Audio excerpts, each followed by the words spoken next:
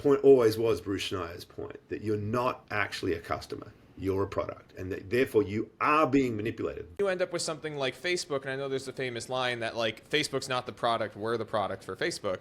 So can you talk a little bit about like how did that happen, and how did we get to the point where we have what is now like what we know as Web 2, but is really just a heavily centralized version of data and access to information? Yeah, look, I think that part of it is just the inherent inefficiencies of decentralization, right? So that, so if you compare sort of both the naivete that I was talking about, no one really thought about the privacy problem at all, and what everybody wanted was easy access to everything. And if you did that, you could certainly have, everyone had their own client, and all they wanted was access to information, and they wanted access to communities. Those two things, right? And the trade-off was pretty simple.